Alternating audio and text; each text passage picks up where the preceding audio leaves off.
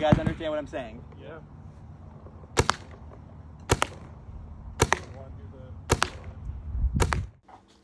What's up, guys? I'm going to explain a normal Tuesday night practice for us, specifically this one, because we were working on the ninja ball layout. So here's the stuff I like to work on before we go and play big tournaments, so I know the field really well, and I'm ready to compete. So check it out. No videos today, Dusty? Already rolling, baby. You guys like that content coming out?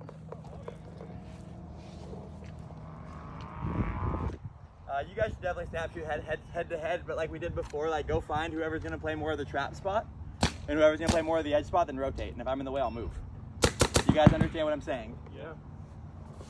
All right, so what I mean by this is have one of the guys play one of the inside spots that we generally stop this side of the field, and then one of the guys will play the edge spots and try to work out of the same position. So it's basically simulating the same kind of spots you'd play at a tournament, so that the guys have a more consistent feel for who's going to be shooting back at them and the exact angles at which they need to shoot.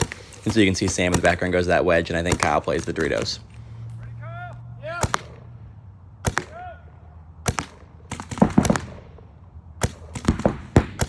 Means that you got to hurry your progression, right? Because if you try to sit on that corner shot too long or wait for them to gather, that's when you're going to get fucked, right?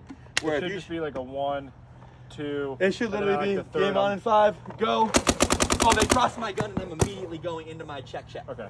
You know what I mean? But if you're literally waiting, if you're doing anything more than seeing one paintball as they cross and you're like still shooting it, you might get shot because you're gonna be late to the party. Okay. Does that make sense? Because all those guys, like the second those guys get chances to gather is when everyone's life gets harder. Right. But it should be go, back center, and then before you leave, you're shooting right here and then go. Okay. Because let's be fair, that's gonna give you that 1 second to see if like paint's flooding there too. Okay. Where if you just go, you might be like Surprise. committed to the death. Okay. You know what I mean? Yes, sir. Game on 5. Go. What I'm explaining here is a simple delayed release with a check real quick to make sure we're going to be safe to do it. And so what it is just quickly shoot in the corner gap. The second the guy crosses your gun, you don't have to wait for him. You don't have to see it. You wrap, you shoot the back center, you wrap and shoot a snake insert so you can bust over to that wedge on the left side, kind of in the second tick in the game where people are getting reset. And then the other position in this drill is working your way out to the can on the left-hand side of the field with your first paintballs dropping into the snake insert. With that, I always preach it's really important to get out of the box quickly so you can drop those paintballs deeper into the opposite insert, and then getting your gun up quick on the edge of the field to gain dominance.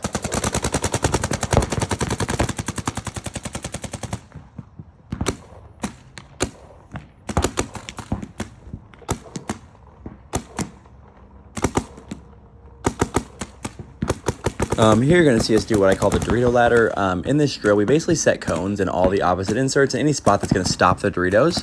And then we kind of work our progressions down the field by basically snap shooting every cone along the way, and then carefully working through the gaps so we know where the bad guys can shoot us and where they're going to actually be able to shoot us when we can't kind of see them from our spots. You'll notice here as we go, it's all about kind of keeping my gun on that next spot and being ready for that guy.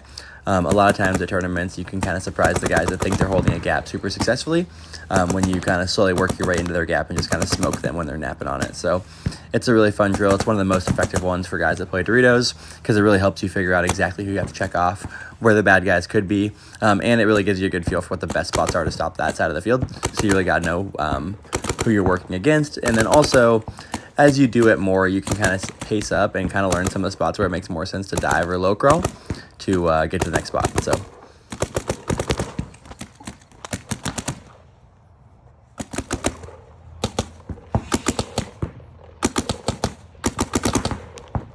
last thing you're going to see in this last little clip is me kind of working on my playing tight and wrapping snap shooting, where it's like quickly shooting at one outside guy and then wrapping hard to shoot an inside guy. This is one of the things I really like to work on, especially when it comes to playing tight, because I feel like it's really, really valuable at the end of games, especially at big tournaments when everything kind of comes to a grind. Thanks for watching, guys. I love playing paintball and teaching paintball, so let me know if you have any questions, and I'd love to answer them. I'm also working on building my own skill set, so the more questions you have, the better I can get at explaining it and the better I can understand. So appreciate you guys. Follow along.